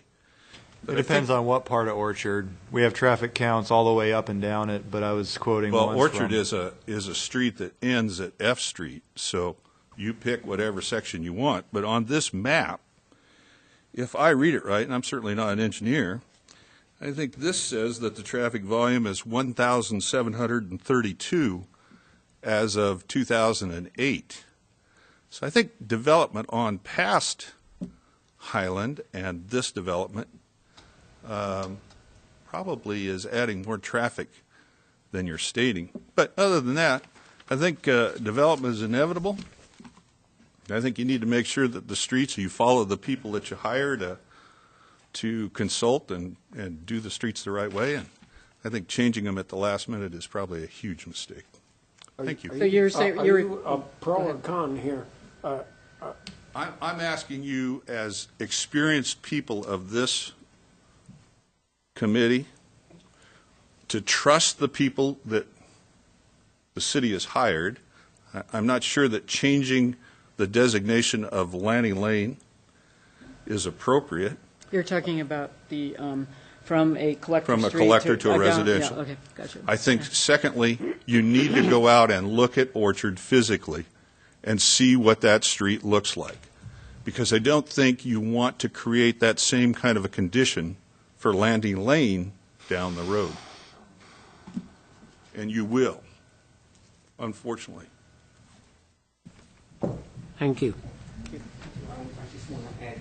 What I would recommend that you do if you have the time is to go out to that area and then come down through Highland Drive into Orchard and look left and see if you can tell whether there's any traffic coming from both Highland Drives, because that's really the test. You just simply can't see until perhaps it's too late. I will just say personally, I did that yesterday, and also I've probably run the loop of Orchard Avenue, Mountain View Trail Road, up D Street 500 times in my life. It was my regular running route for 20 years. Did you think it was dangerous? So I know Orchard Avenue intimately, foot by foot. Did you think and it was I know dangerous? the rolling hills, etc. But did you think it was dangerous? I wouldn't have run it pretty much 3 times a week if, yeah, there are issues, yes, with the topography, yeah. Still alive. Yep, I'm still, but.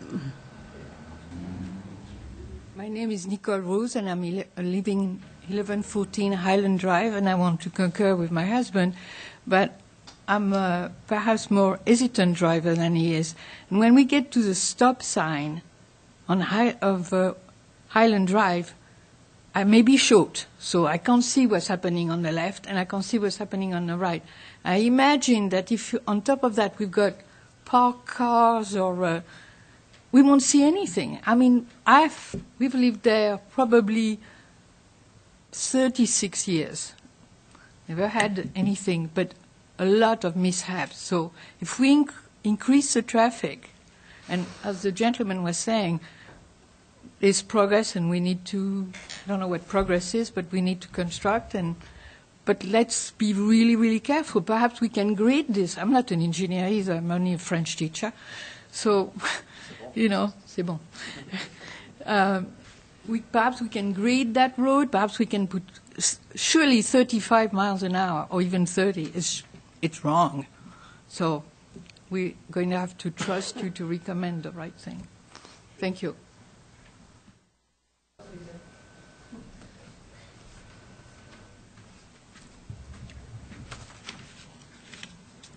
Excuse me. Bill Voxman, 1400 Orchard. I hate to see my wife get the last word. She does it all the time at home, so at least here, perhaps not, although I happen to be in agreement with her. I can appreciate that.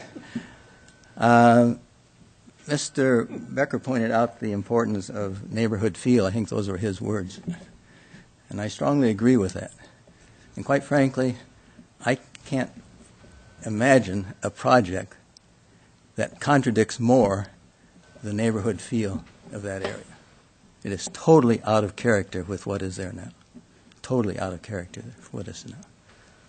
I think most progressive communities would try to preserve areas as this draw, with no problem with houses along either side of the draw up above, as there is now, and room for more. No one would object to that.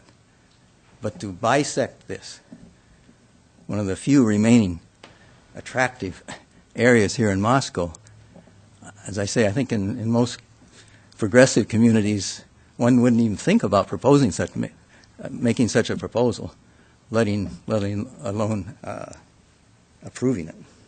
So I hope there'll be some thought given in a more general sense to this is Moscow, this is our community. We should be taking pride in these kinds of areas and do what we can to preserve them without encroaching on people's particular interests. Nell was wondering about the flow of water, I think, through that area. That is, right, the length of that is the South Fork of Paradise Creek, which I don't think many people realize. I can attest to, since I'm at the northern part of it, how much water goes through there. In fact, there was a study made as we were constructing the pond in our property. A senior class at the University of Idaho took this on as a project because we needed to know, just exactly how much water was going to go through that pond. That area drains 160 acres to the north, is what they came, and I have no reason to doubt that. If you get a heavy snow, which we don't, maybe not, never see another one, but if we do, I can assure you in the spring, that's a river that goes through there. And I presume, engineers and so forth have taken that into account, but it's no small factor. And I don't know what the regulations are in terms of wetland preservation. One has investigated that, from a legal standpoint in that whole area. I'd like to hope that they have, because I'm sure people will. It's very different. So I would hope this would get a lot of thought, and invite certainly members of P&Z, if you haven't done this already, to go out there, see what it is now, try to imagine what it would be in the future. Bill, Yeah. does the flow come south? Is that what it's doing? Sure. Yeah, sure. Sure. But where is it ending? Well, it goes through there, and then there's a Because giant it seems culvert like at the the end. property that we're talking about right now, it raises up there, apparently. It goes into a 42-inch storm line right. that extends down through Tamarack Drive, through Juniper. So it's going across one of those properties on the north side of Tamarack. Goes underneath Correct. for a while, and then eventually ends up in the Paradise Creek. There's a lot of water coming down. And have the folks in that area made any effort to talk to the, identifying this piece of property?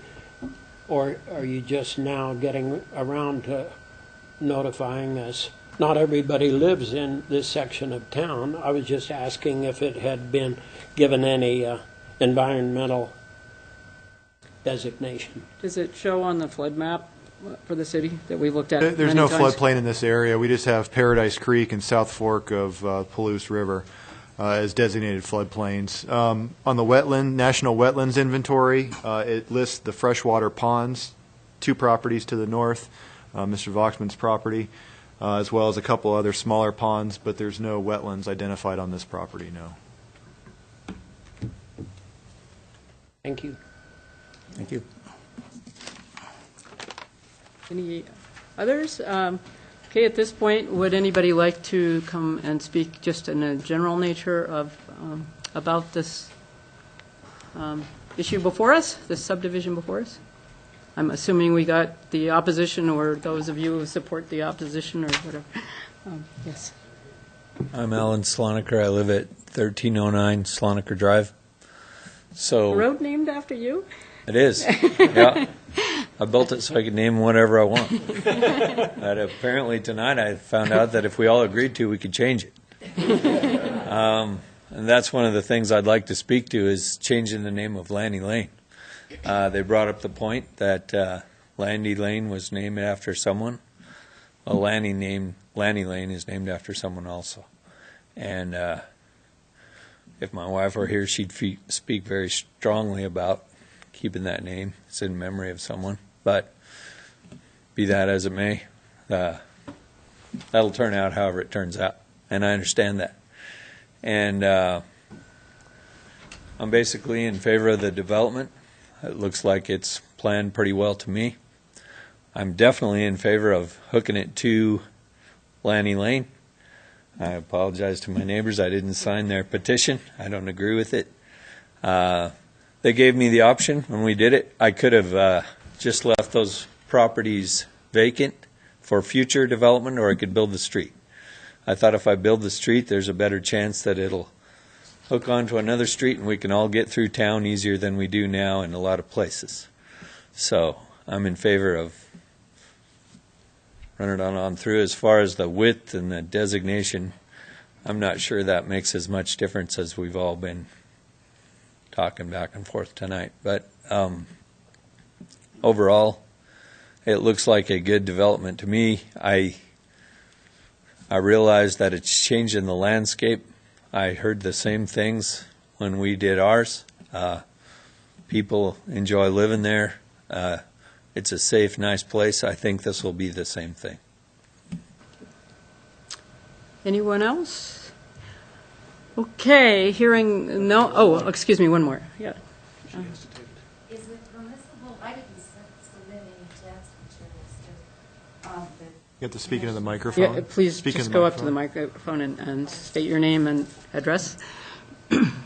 My name is Cynthia Harris, and I live at 1212 Tamarack Drive, which I think holds the easement for where the retaining pond will divert to connect to Tamarack. Is that correct?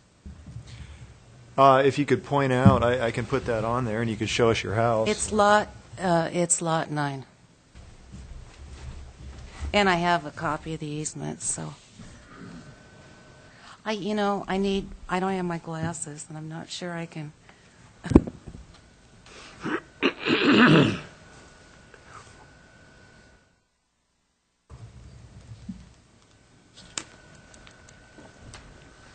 If you show the one with the water retention pond, okay, the purple line, is that where the current That's where the current culvert is. So are you on the west or the east of that? I am on the west of it. The easement is on the east side of my property, according to my documents. However, it's on the other side of my fence. I'm not quite sure whether this is going to leave my neighbors in this. It was very unclear. I just wanted to concur with those who I had real serious concerns without further explanation, before tonight about the drainage of this, because for years I've watched the geese, the pheasants, the ducks. I mean, they're standing water, ice that I could skate on one year. There is a fair amount of water, although the last couple of years, of course, have been drastically different due to drought conditions. And I'm still unclear about, my understanding is your intention is to raise the level of the low bed for the road at least 5 feet. Was that correct? That may be a question that's better suited for the engineer I'm of the sorry, project. yes, Scott. Is that correct?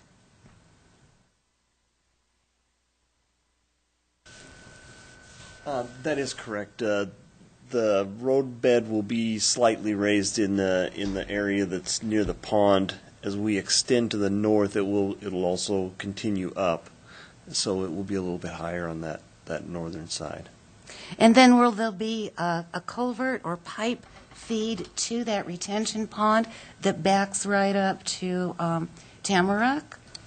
What will happen is we will connect the existing pipe that's there to the detention pond, and then the water from the entire development and to the north will go into the detention pond through a series of pipes. Okay. And then those pipes will drain, will be backed up in the pond during a storm. In this area, just a little bit of history. We have detention rather than retention. The soils here do not drain, so it sits on that clay. It would just sit there till it evaporates or we get more rain.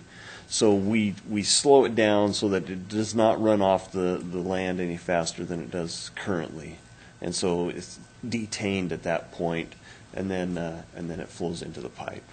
What is the treatment for a detention pond? How is the water treated? How is it handled? The water just sits there and backs up. So in July or August, in the driest month, what would it look like? It will be dry. It would be dry. It will be maintained. It'll be the city's property. The way we anticipate grading it, maintenance should be easier, and we anticipate that the city will keep it mowed and maintained and nicer looking than some of the ponds we've seen. Would there be an insect control issue? There should not be any standing water in this pond.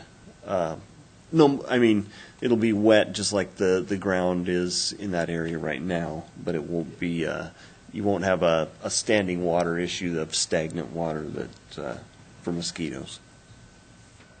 Mosquitoes was what I was thinking of. Yes. Yeah. Thank you for answering my questions. I concur with those of you who will greatly miss this, should this continue to proceed as a real wildlife haven. It really has been. Many kinds of bird life. And an unwelcome skunk. Anyone else? Okay, at this point, we will conclude the public testimony portion of this public hearing and now go into deliberation within the commission. Commissioners, do you have any comments, questions? Yes, Rob? I have a lot of empathy for the neighbors and the issues that have been raised, both from a safety standpoint and the wetlands and the habitat. But I guess I just don't see that there's anything that's been presented that would allow us to not approve the plat. I mean, it seems like it was already zoned R1, and the plat is compatible with that. And I do agree with so many of the things that you've said, but I guess I just don't see any choice but that we have to recommend approval. Greg? Yeah, well, I would concur with Rob. I appreciate the comments of the people who prefer to have that green like it is. We all like green space. It's we love to watch the birds and the wildlife, but at the same time, we don't have the option of telling somebody they can't develop land. If they own the land, then their development fits the zoning and all the other standards that go with that, and it looks like this one does. And it actually looks like it. I would disagree with the comments that it's not consistent with the area. I think it's entirely consistent with what's to the west and south in particular. Obviously, somewhat higher density than the what's on Slonaker Drive to the east, but not significantly different than what's in the rest of the area.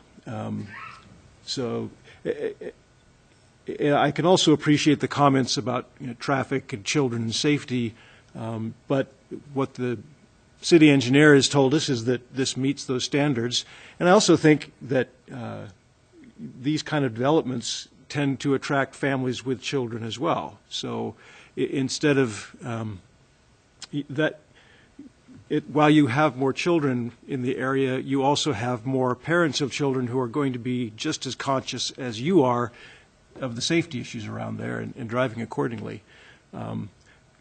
I think some of the comments about the standard of the road being a residential versus a collector with a 25 versus a 30 makes some sense, but that's not something within our purview, and I'm not sure that simply because you have an allowed legal maximum speed of 30 that it doesn't sound like that's what the designated speed has to be, or even what people would do along there. Lanny Lane clearly was designed to extend in either direction, and so I think Mr. Ray's comments make sense that it again, while I can appreciate the desire to keep that a dead end as long as possible, there's not a practical reason to do so, and in fact can create more problems by making it a dead end when you've got a through street on the other side of that. So I think this is a good development. I think it fits the criteria, and I'd recommend passage of it. Others? No, I would just agree, and I live in the area, and I hate it as well, but like he said, you got to keep moving forward, and I think this is just part of moving forward, and I'm going to miss my deck and how I walk out there. I'm going to have to put a bathrobe on now, but it is what it is. We just have to move forward. I think it meets the criteria, and I counted the houses from block to block down there, and there's about 10 houses, the same amount that's going to be on the develop, on each side of the street. So this is dangerous. So even come up on Ponderosa and getting off of there, I struggle with those hills you guys are talking about, and I know it is dangerous. And so that is going to be more potential for more accidents there, I guess. But we've been lucky; we haven't had any. But I understand your concern. Well, I guess I'll weigh in as well and say that I appreciate everybody's comments, and I also recognize your concerns.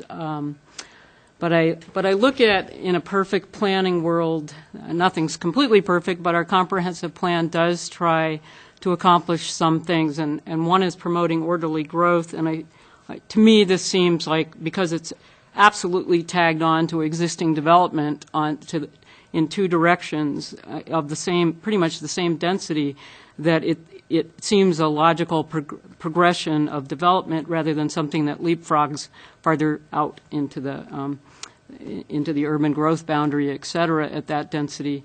I think also another important thing is I live in the center of town, which is basically becoming the thoroughfare of all the eastern development coming right through town.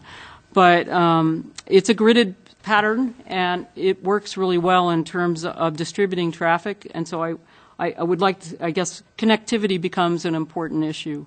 And I think that our grid naturally does that, and in new developments, the comprehensive plan and subdivision regulations try to achieve a similar goal of creating a connected community where there's lots of ways to get around rather than putting pressure in just a few points. And so I guess saying that, I can understand the concerns of people on Sloniker Drive.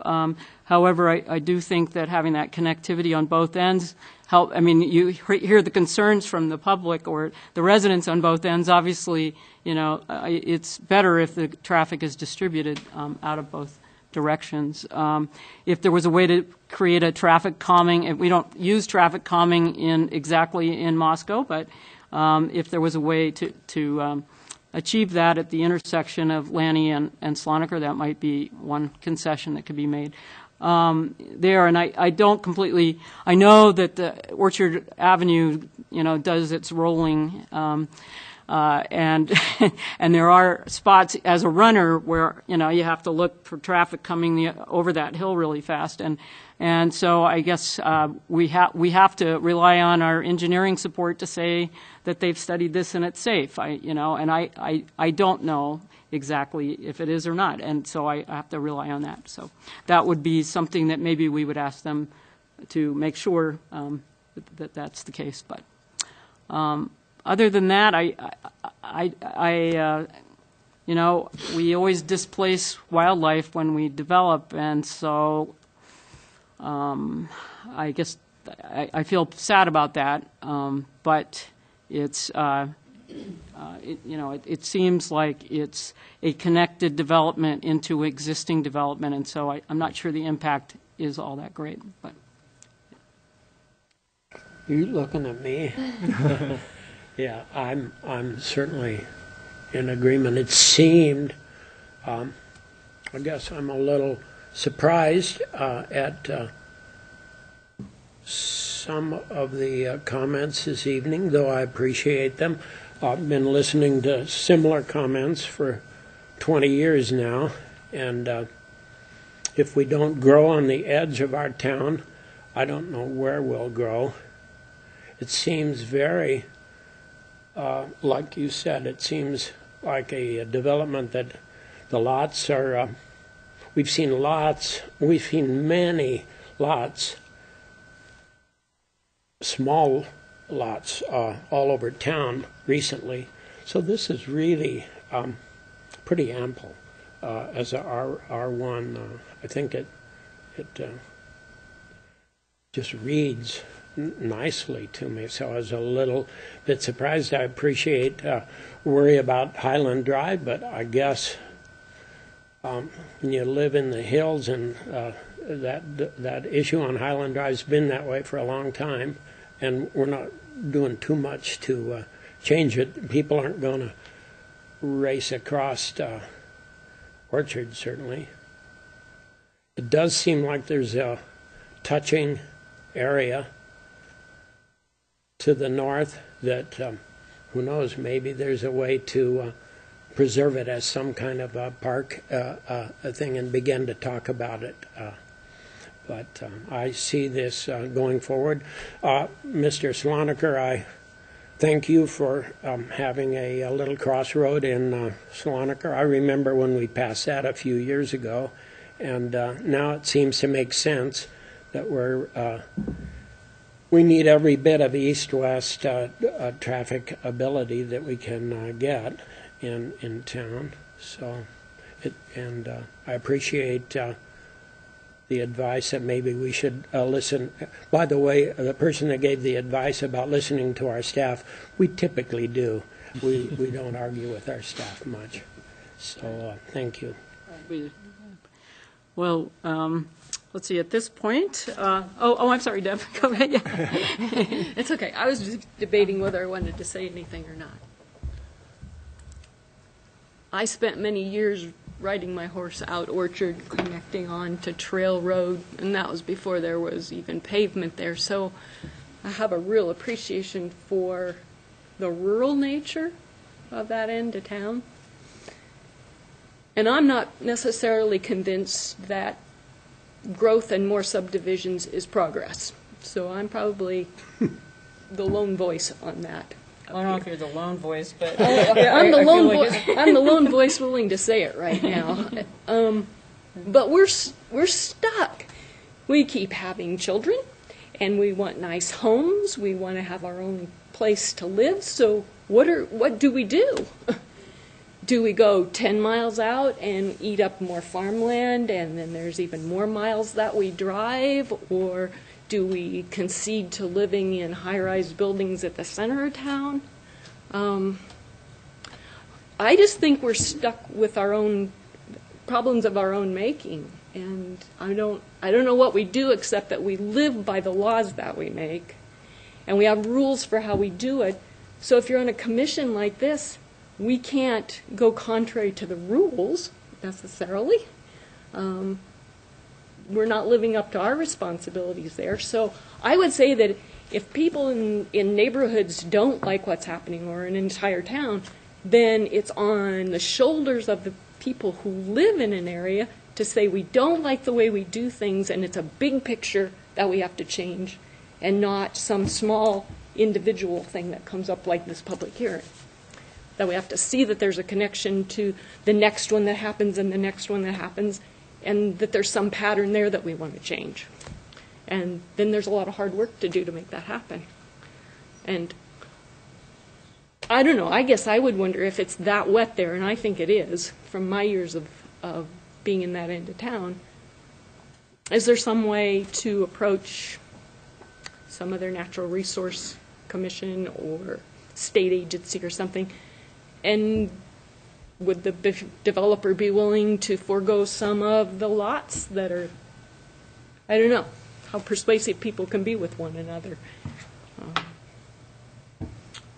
Well, along those lines, I was wondering myself about I was sort of sad to think of the natural drainage being conduited under, and is there a way to create a swale system or some other alternative that would promote some habitat across in the north-south direction?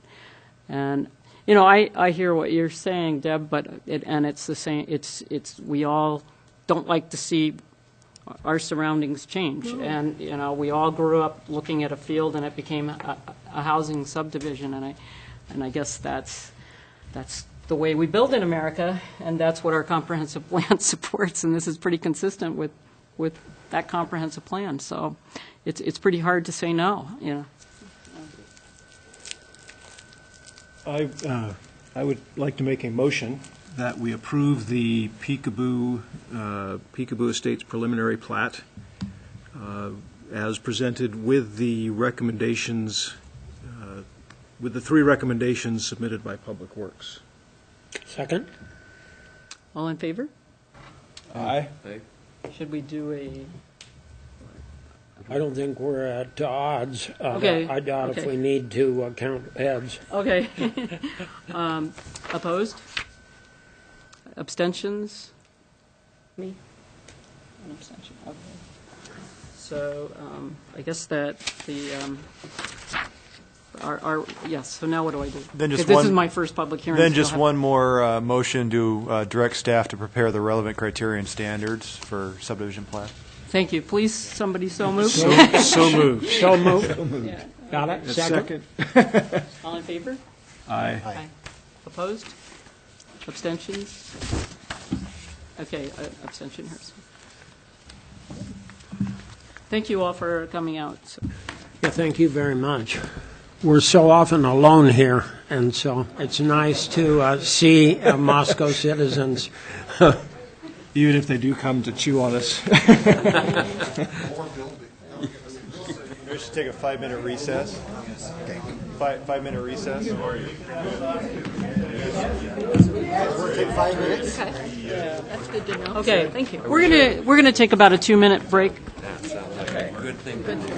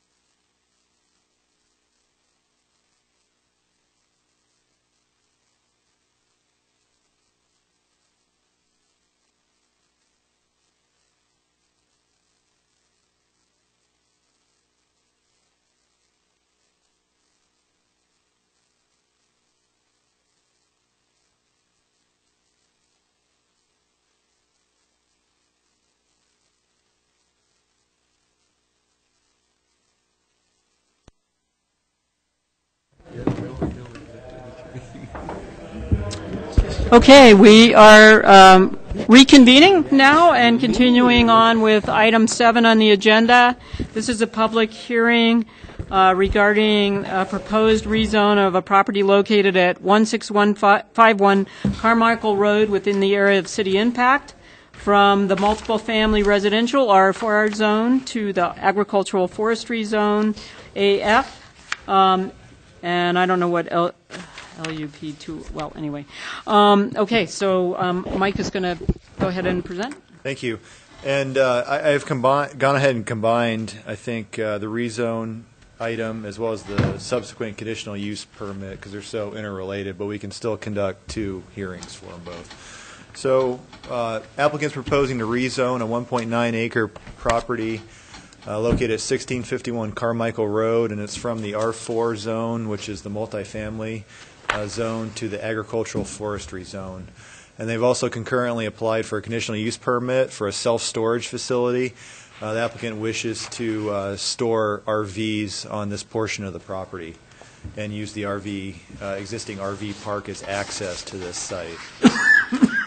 Within the area city impact agreements, since this property is located outside city limits boundary within the area city impact, the commission's going to conduct a public hearing and make one recommendation, and it'll go be forwarded on to the county. So it won't advance on to city council. It'll just be this one hearing at the city.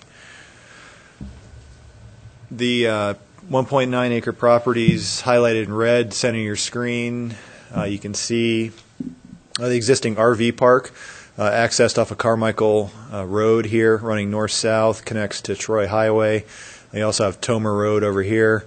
This would be the property and this existing RV park. You can see the travel lane for the RV park is about right here. RV turnaround here at the end that satisfies fire truck requirements, has direct access to the subject property. Surrounding properties to the west within city limits is primarily used for agricultural purposes.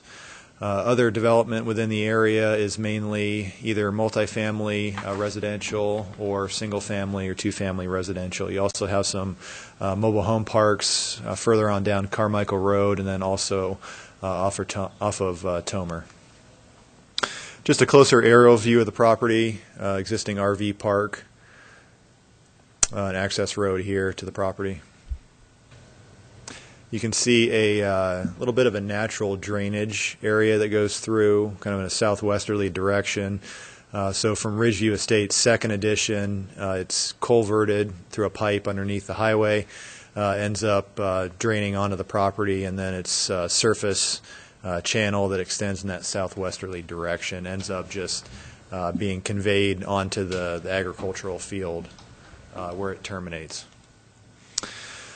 So this is just an antiquated view of our 1999 comprehensive plan. So our agreement with the county hasn't updated the 2009 comprehensive plan. So within area city impact, we still have to operate under the 1999 designated as, I believe, low density residential. And you have medium density residential across Carmichael to the east. Then you have a mixture, medium density and low density to the north of that property. Looking at what low density residential means, in the 99 comp plan designates residential development from 0 to 9 units per net acres of land. Should be located in the area city impact. Areas designated for agricultural use but still within the proposed area city impact may be designated for low density residential use at the time the existing low density areas have become generally developed. And then as farmlands held in transitional or agricultural zoning areas become adjacent to urban development, they can be rezoned for residential use. Looking at the current zoning, this whole area on the west side of Carmichael and then the southeast side is multifamily residential, so it's our R4 designation, probably to represent the existing mobile home parks that exist in the area. Within the city limits boundary, you can see it, faint orange line here, heads up, and then along the south side of the highway, and then heads up on the east side of Ridgeview Estates, second edition. Currently zoned ag forest, the property directly adjacent in the city to the west. That surrounding property to the south, east, and north is multifamily residential. The proposal is to rezone it to ag forest, so it's consistent with city property zoning. So the intent of the ag forest zone within the zoning code is to foster agriculture and forestry land uses while providing for limited low-density residential land uses which provide not conflict with farm and forest practices, nor place inappropriate demands on rural public services, nor promote the indiscriminate conversion of farm and forest land to other uses. And self-storage facilities is a conditional use permit within the agricultural forestry zone. This would be the grading and development plan that's submitted by the applicant, the applicant's engineer. A little closer of a view here, so you'd have access off of the existing gravel turnaround area. The whole site would have a chain link fence around it. You see a berm here on the southeastern portion of the property and the eastern portion. This whole area would be developed with gravel. And then this existing drainage channel that I referred to before is ended up going to be conveyed within a 12-inch PVC pipe from the corner of the property down to a stormwater detention pond, which will detain the water, and then it'll end up being conveyed onto the adjacent property.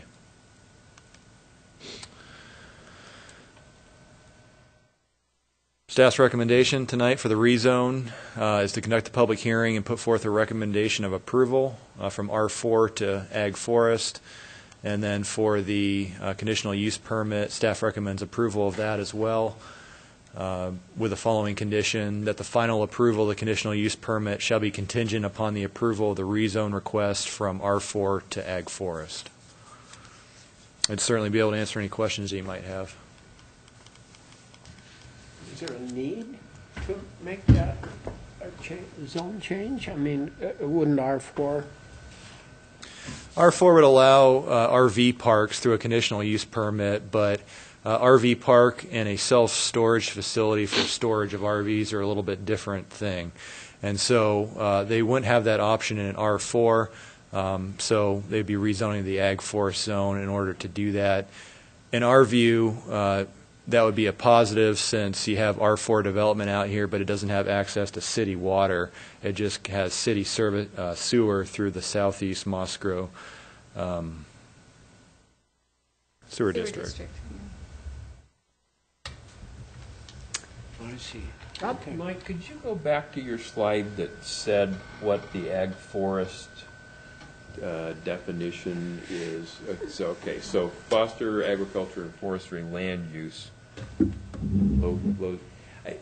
My hang-up is not that I don't think that this is the right thing to do, but basically you're rezoning it just so that you can do a conditional use permit that fits in, and I'm wondering if we're going to get hung up on that somehow.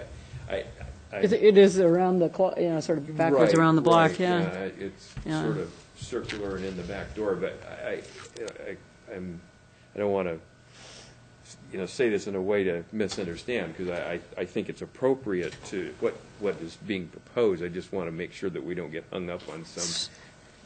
So you said I couldn't quite hear you, but you said it is not, this use is not permitted in R4. Correct. Okay, so that's our hang up. Right. And besides the fact that the city would probably rather not see R4 happen right now because there's not infrastructure there. Correct.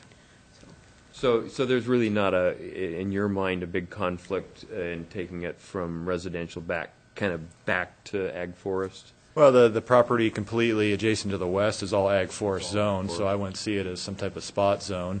It's almost like a holding zone until services can be extended to that area, and then maybe it's more appropriate to zone it another residential designation, and then it could be developed at that point.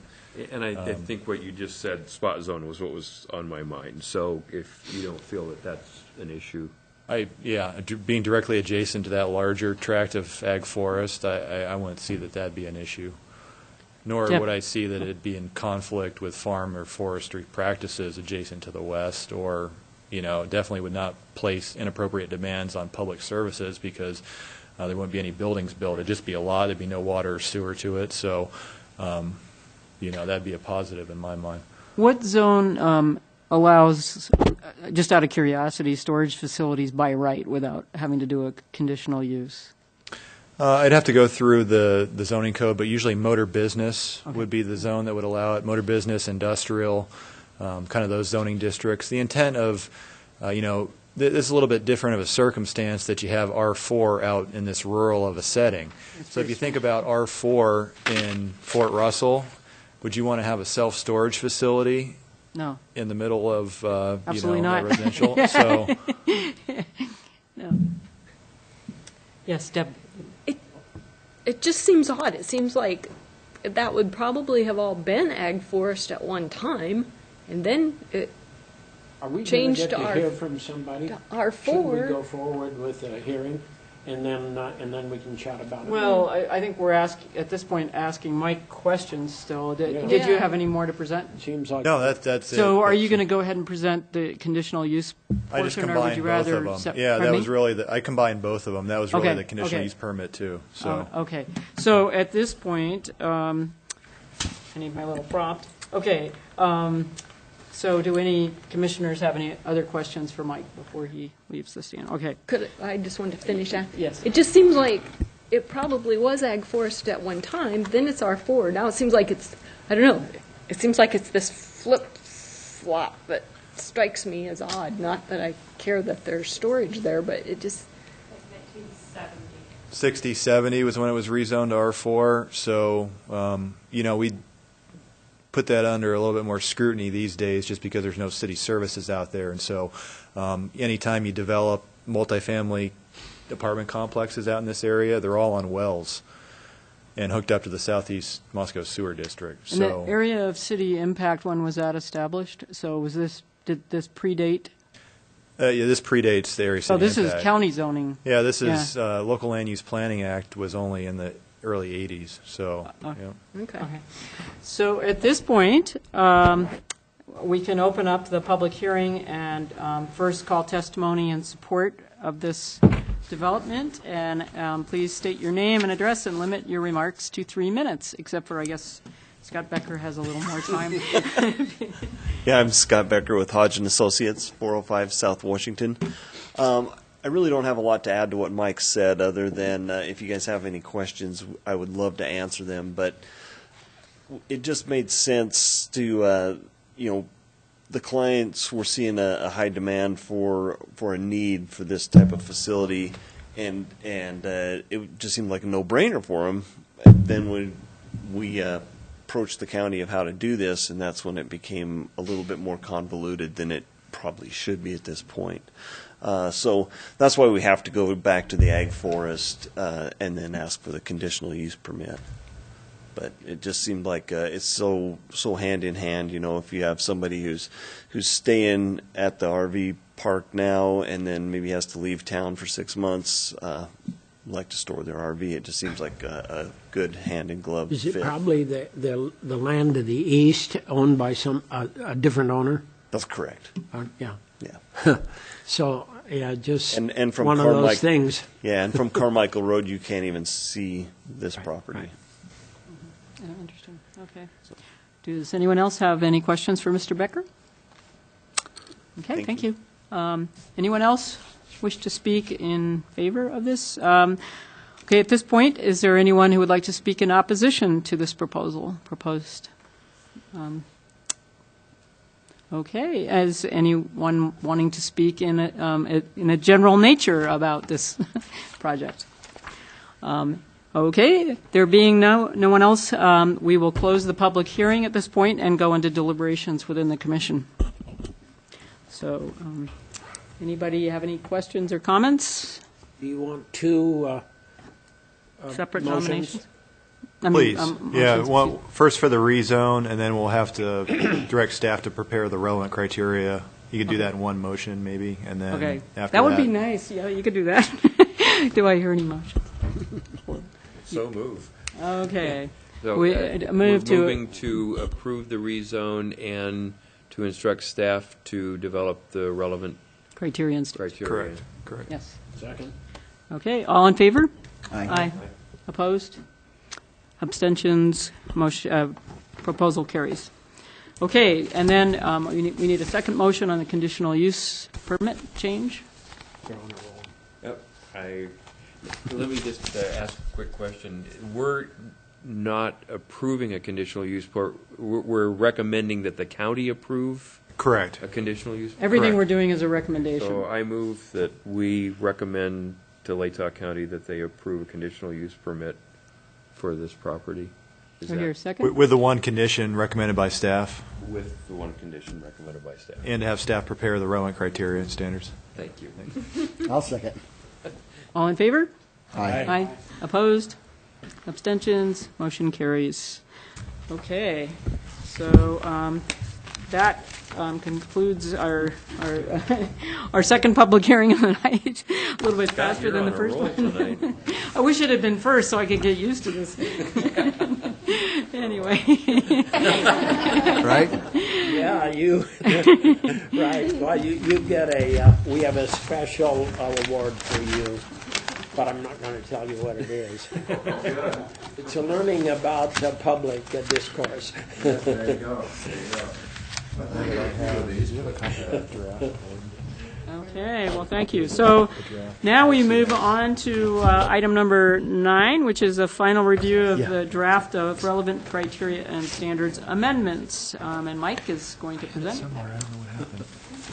So this is picking up on our conversation last time. I think we reviewed the relevant criteria and standards in legislative format, and this would just be, I think we received some comment from commissioners about language in plan unit development as opposed to preliminary subdivision plats in regards to public services and utilities are available or could be made available. So we've gone back and looked at this and really have two options, and I just wanted to throw this out to see which one that you thought was worded better, which one you wanted to go with. It's on the first page under PUD required findings. So what we've done is option number 1 to state that the location, design, and size of the proposed PUD will be adequately served by existing or proposed streets, public facilities, and services. Or the second option would be something similar to the language we have in the preliminary plat to say that public services and utilities are available or can be made available and are adequate to accommodate the proposed PUD. So I just wanted to shop that by you to see which one you liked better. The second one would be more consistent with a preliminary subdivision plat. Yeah, I like the latter. It sounded good.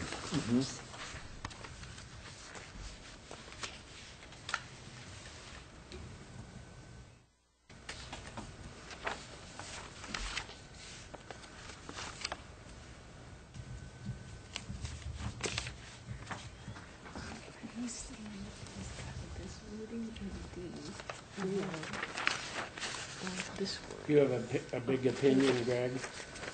I like the second one, but it also looks, I think you said that's more consistent with the language in the other section.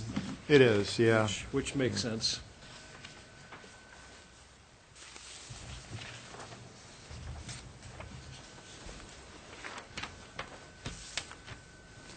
I wouldn't argue with our lawyer.